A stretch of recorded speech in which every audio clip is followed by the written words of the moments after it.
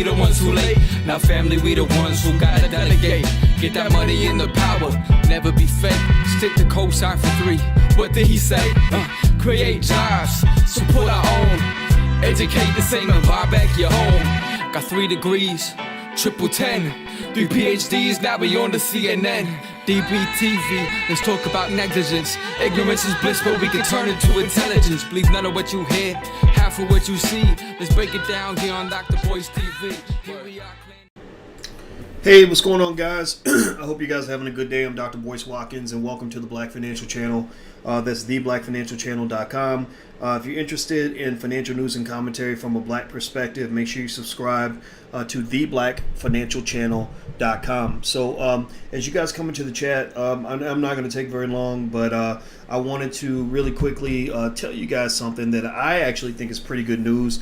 It has to do with a survey. I told you guys that one of the things that I do to try to just keep my finger on the pulse of what people are feeling and what people are thinking is, I do surveys because I'm a statistician and, and a researcher, and I like to find out facts and stuff like that. That's why I'm not very good at like group think and mob think. I don't follow the crowd. I don't listen to what CNBC says or MSNBC. I take that in and then I process it and I compare it with my own notes, and I'm not afraid to come to my own conclusions even if they're different from what everybody else is saying. And I did a survey, man. I did a survey because I wanted to find out how people are doing financially since the quarantine, right? I had always, I'm gonna tell you the truth, I made this assumption, and they say the word assumption. If you read books like The 4 Agreements, one of the things they tell you in The 4 Agreements is stop making assumptions, because a lot of times you make assumptions and it leads you to come to the wrong conclusion, and then you end up doing something stupid. You end up cussing your friend out because you made the assumption that because they looked at you funny, they must have been thinking one thing and they were actually thinking something else, right? So, if your goal is to not be stupid, then don't make assumptions. But sometimes we're stupid. I'm stupid sometimes. But when I'm not being stupid, I don't make assumptions. So, are we okay with that? Are we in agreement that our goal is to not be stupid? Remember, this is the platform for intelligent black people, so stupid people should not be listening right now.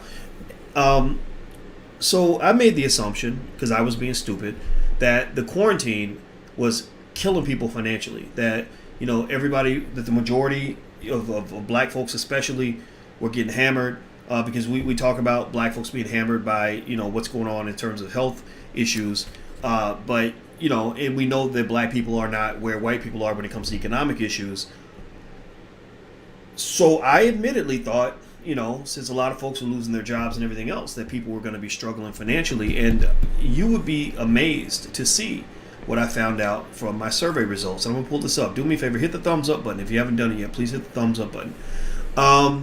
So here's what, so first I surveyed my friends on Twitter. And in case you don't know, if you're a statistician, you'll know that when you have 100,000 Twitter followers, my Twitter is Dr. Boyce Watkins 1, by the way, Dr. Boyce Watkins 1. If you have 100,000 Twitter followers, that's great for data collection. If you have, 400,000 people on one YouTube channel, like that's great for data collection. So I love to collect data and find out what's on people's minds. And one of the things that I asked is, I said, has the quarantine been good or bad for your finances? And I left 2 simple responses, either good or bad. No room for like, not sure, all that, nah. Make a decision. And 69% of the respondents said that the quarantine has been good for their finances. And I was like, what? Oh my God, this is crazy. Oh my God, it makes me happy. I'm happy for you though. Don't get me wrong. I don't want people struggling. I'm so happy to see this. And so what I did was I then did the survey again. I did it on the Black Financial Channel. And I asked the same question. In this case, it was 68%. Sorry, scratch that. Not 68%. Sorry.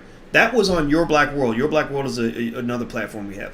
So Your Black World, it was 68%. So very consistent with the previous result. I then went to the Black Financial Channel, where the result was 74% of you. 74% of you on the Black Financial Channel said that the quarantine has been good for your finances. And I just thought that was so interesting and so cool, so exciting, because that's so different from the narrative that you get from the media, right? And so I have some theories, I have some ideas, but I don't want to make any assumptions. And I'm going to say this: one idea that I do have in terms of why the Black Financial Channel's results are going to be a little bit different is because those of you who subscribed here to the Black Financial Channel, you're not the same as everybody else. You're not the same as white people. You're not even the same as most black people, because unfortunately in the black community, economic culture is not a strong part of our culture. We love money, but we don't love the act of learning about money. We love money, but we don't learn money, right? So getting black folks to want to learn money as much as we love money are two different things. It's like the difference between somebody who loves to eat food versus somebody who wants to learn how to grow food and cook food, right? Those are two different skills. I love to eat food, as my stomach shows, but Alicia loves to cook food. And so, sometimes, at dinner time, she'll make food for everybody and not even eat anything. And I eat it all, right? So I'm an expert at eating. She's an expert at cooking. So the same thing is true with money. Black folks who love to learn about money are different from black people who just love having money. But those who actually want to have money, if they're smart, will learn how to obtain money. And so it doesn't surprise me that 74%, that a larger percentage of you on the Black Financial Channel are doing better during the quarantine, because that probably means that you have cultivated your skill set when it comes to learning how to make money. You probably have multiple streams of income. You're more likely to have multiple streams of income. You're more likely to be stock market investors. So your money's going up. Throw your hands up if you're a stock market investor. You're more likely to have been, financially careful, financially frugal. You're conscious of your finances. You're financially woke. You're financially woke. Conscious means aware. Awareness is the key to solving problems. You can't solve a problem if you're not aware of your environment, right? So a lot of the reasons that black folks can't solve financial problems is because we're not financially aware, right? And you can see this, right? With the culture, just even during quarantine culture, you've got some people who have used this quarantine time as a time to build with family, right? You got to know your kids, and you found maybe some of y'all dudes with side chicks found out that your wife is actually the coolest person that you know. Maybe some of you realize that being at home and being at peace and being centered was a great way for you to find out what you actually want out of life. Maybe you also took the time to learn. Some of you got online and learned. I mean, in the Black Business School, our enrollment just skyrocketed because a ton of people came in and were like, hey, I want to learn all these things I never had time to learn before. So it's been awesome. We probably trained at least a good 20,000 extra people on stock market investing in the last month alone, which is exciting for me. And then some of our people spent, the bulk of our time, watching, Club Quarantine DJ battles or whatever, right? Like I'm not saying that's a bad thing. I think that stuff is the stuff you do after you do the important stuff, right? But there are some people who do the important stuff before they do, some people who do the unimportant stuff before they do the important stuff, which is like eating your dessert before you eat your main course. People who eat their dessert before they eat their main course, those are the fat kids. But the fit kids, who are not the fat kids, they still eat dessert, but they eat dessert after they eat their main course. So some of you went to DJ Nice's Club Quarantine after you finished your online class. Maybe you did that after you spent time reading with your kids. You did that after you spent time getting into your fitness routine, right? Some of y'all did it before, right? That was the first thing you did, and the last thing you did, and the only thing you did.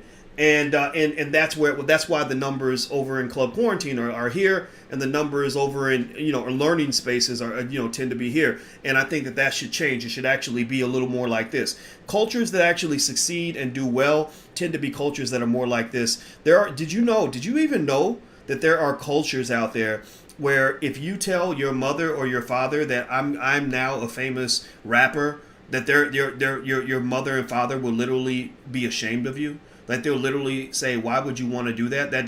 I don't care how much money you make. Like that's ridiculous. Like that's literally like childish. Like what is wrong with you? Did you know that? Seriously. Like I forgot. I don't know if it was Zimbabwe.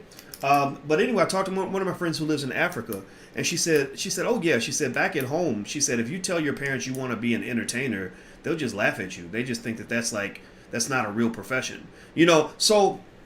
So you kind of have to sort of think a little bit about, sort of who you are and what you've become and what white folks told you that you are. You're more than entertainers. You can entertain if you want, but entertainers are there for, comic relief. They're there for people to, laugh at and to do little tricks to keep people's attention. I think that there should be just as much room for those of us who are serious, not just those of us who are here to, make people laugh, right? So anyway, moving back to that, let's get back to where we were before. So, I would speculate that a big part of the reason that people are doing better financially during the quarantine is because you're cutting costs, right? Now I'm reading here. I'm looking at some of the comments that I got from the survey. Let me see. I'll start with Twitter. By the way, hit the thumbs up button. Please hit the thumbs up button. My Twitter is Dr. Boyce Watkins 1. Okay, so let's see here. Okay, Randy Jacobson. Okay, some people are just making smart aleck comments. Like this guy says, the greatest economy in the history of the world, and look at the number of people who crash and burn if they lose one paycheck. Well, maybe it's not as big as you think. Good. Okay, somebody said good and bad. Okay, neither, the same. It's been great for my health. I've always been saving. Says the person named Stay Positive. Amanda says, I find it hard to believe it's been good for the majority. Depends on who you are if you're able to work from home or not, which is absolutely true. This person says they work from home.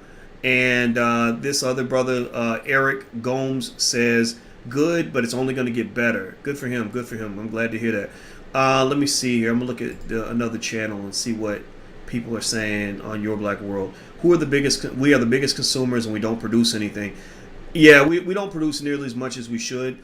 And it's not just because we're not choosing to produce. It's also because when for those of us who choose to produce, you get blocked by people who don't think black people should be producing. You get blocked by what I call economic Klansmen or black economic Klansmen, which are basically black people who destroy black businesses. Think about this. Look at how many people you see that will attack and dog and scrutinize a black business owner until they're out of business, but will walk right past white people. Like they will literally, shout out, they will shoot down a black business owner, like snipe him in the head, but say nothing about all the white businesses that are out there. You have to really sort of watch out for that. Like when you see that kind of behavior, you got to kind of say, look, at least give that flower a chance to grow. Give them a chance to learn from their mistakes. Give them a chance to get better at what they're doing. Don't kill them, by just ridiculing them into the ground. And why do we do that? Well, a lot of it's self-hate. A lot of it is also the fact that you have a typecast. People don't see black people as business owners. They see black people as singers and basketball players and comedians. That's what you're seen as, right? So if you say, hey, I want to be the next, Jill Scott, then everybody gets that. If you say, I want to be the next Dr. Dre, well, everybody gets that. If you say, I want to be the next Michael Jordan, everybody gets that. If you say, I want to be the next Kevin Hart, everybody gets that. But if you say, I want to be the next Bill Gates or the next Mark Zuckerberg or the next Steve Jobs or the next Elon Musk, people don't know what to do with that. They're like, wait, you're black. You're not supposed to do those things, right? And even other black people will do that, right? So just be careful about black people who ridicule black businesses. There's no reason for you to ridicule black businesses. I mean, there's 1,000 white businesses you could ridicule if you wanted to. Why are you starting with the black ones? I think that's a question that needs to be asked. So what else? The next point I'll throw in here is another reason I believe that the results were so surprising is because after the survey was done and we found out that the majority of you actually on my channel, I surveyed people on my YouTube channel also, drboycetv.com. It was 74%. So 74% of you said that the quarantine has been good for your finances. I believe that what you have found actually is that being at home has cut out the cost of gas. It's cut out the cost of a lot of the little things that you didn't think much about. The cost of lunch. It's cut out the cost of stopping at the coffee shop on your way to your way to work. It's cut out. You haven't been shopping, so the local dope dealers, basically, which are shopping malls, don't have as much ability to kind of access you and play with you and get you to give them your money. You haven't been sucked in by the beauty salons. Beauty is a multi-billion-dollar industry. Unfortunately, black people don't own much of that industry, which is absolutely crazy to me. And so all these areas, all these little things are leading to lots of big windfalls financially.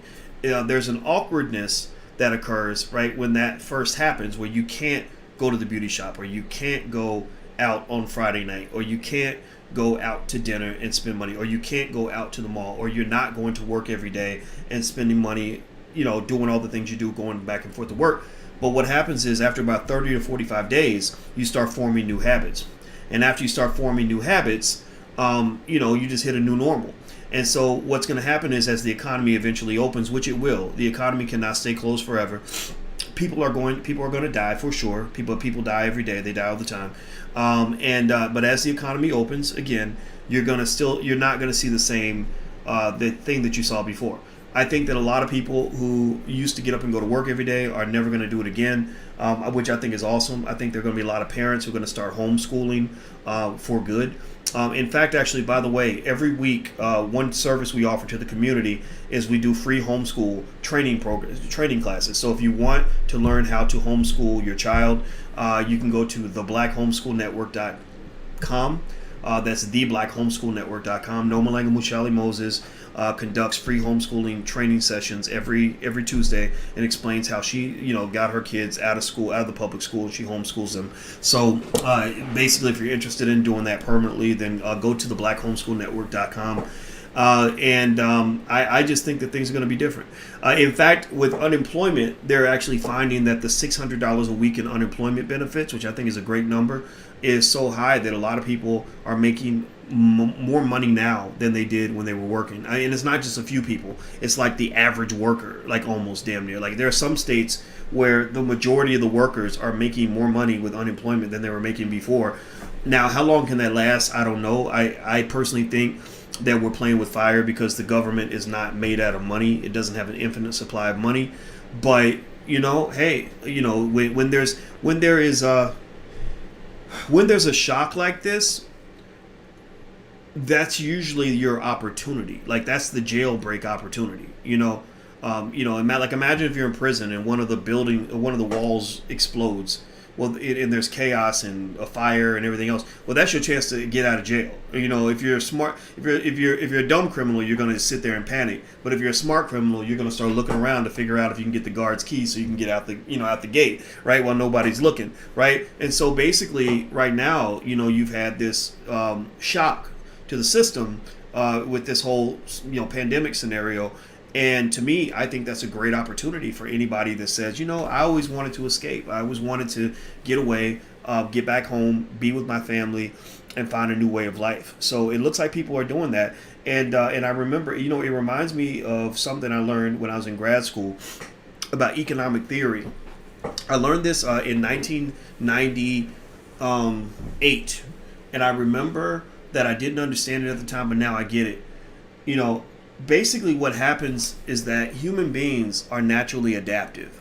We're naturally adaptive. So whatever the situation is, you might freak out and think, oh my God, like what am I going to do? But what happens is that you naturally just adjust, you re-optimize, you recalibrate in every new situation. So what you think is going to happen doesn't happen because you're adjusting to just new possibilities, new opportunities. So let me give you an example. Let's say you're a woman has a boyfriend and she loves her boyfriend very much and she says, oh my God, I can't live without my boyfriend. I need my boyfriend. Everybody falls in love and we just sort of feel that way, for a while. And, maybe forever. I hope it's forever for you, but most of the time it's not. And so you say, well, gosh, if he left her, she would just be single, like it would be really bad. She would have no boyfriend, right? But what happens, right? Let's say that he leaves and then she has no boyfriend. Well, she's single, but is she going to be single forever? No, she's not going to be single forever. Eventually, she'll adjust. Eventually, she'll evolve, and she'll find another boyfriend, and maybe even a better boyfriend, because she's evolved to the new environment, that there's space now. Okay, now there's space for a new man, and now because I'm smarter, I can pick a better man based on the mistakes I made with the last man. So at the end of the day, the thing is that you can ultimately, kind of work your way into a scenario where when you look at these results, these economic results, what you're finding is that people are just recalibrating, they're re-optimizing. They're finding new and better ways to make money. Most of you, give me a yes or no, in fact. Give me a yes or no if you feel that that getting through the quarantine has been better than you thought it was going to be. Like if you were to talk to your old self 3 months ago and describe what was going to happen, and that you were going to be stuck at home for 2 months and all this, maybe you lose your job, whatever, that it's different in reality than what you thought it was going to be. Give me a yes or no. How many of you feel that way? Okay, I'm seeing a couple yeses. Okay, a lot of yeses.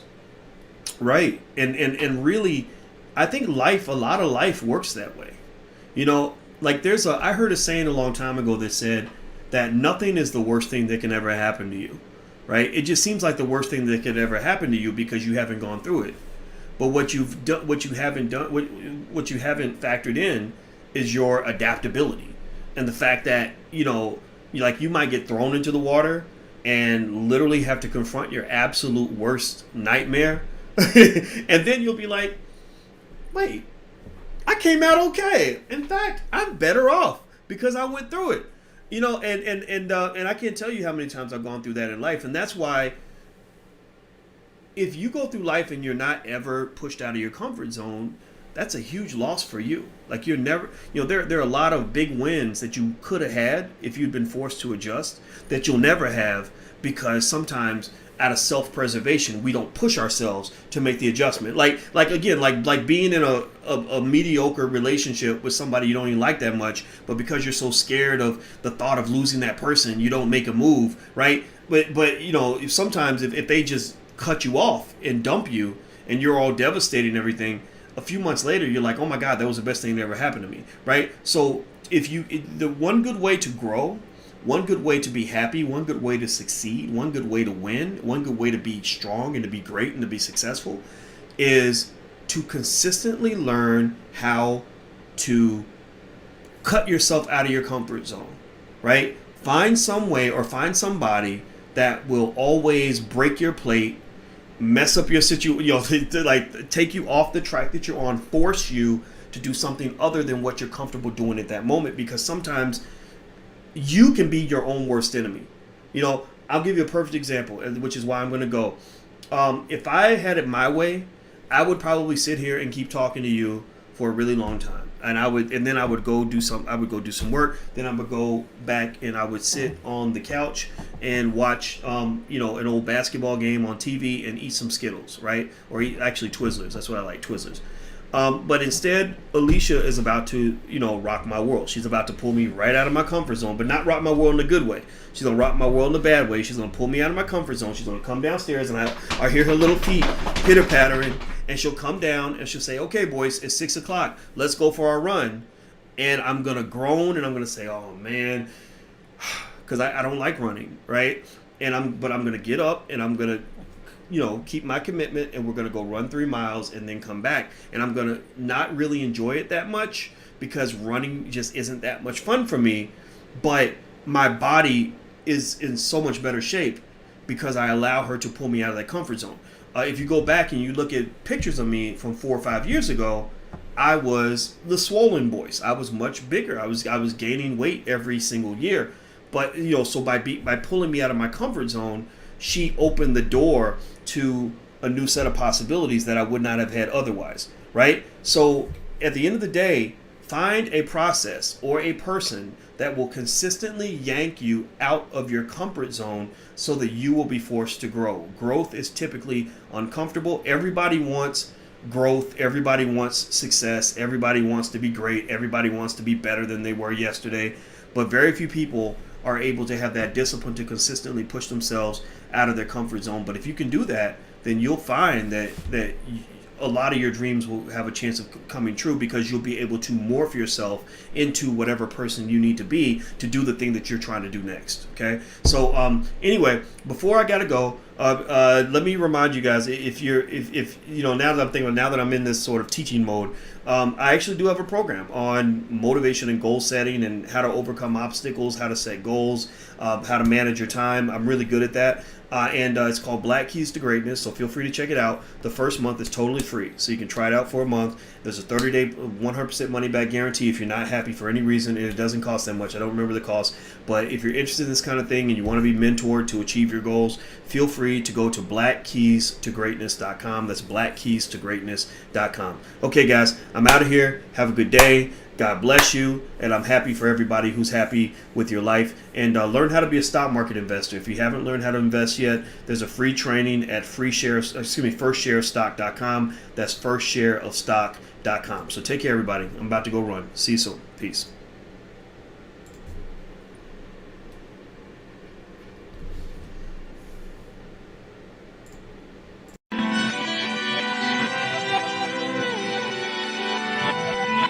Here we are, clan the isms, cataclysm, great. Our people out here struggling, trying to make it in this state. Everybody out here doing it, but we the ones who late. Now family, we the ones who gotta delegate. Get that money in the power, never be fake. Stick to cosign for 3. What did he say? Create jobs, support our own. Educate the same and buy back your home. Got 3 degrees, triple 10. 3 PhDs, now we on the CNN. DBTV, let's talk about negligence. Ignorance is bliss, but we can turn it to intelligence. Believe none of what you hear, half of what you see. Let's break it down here on Dr. Boyce TV.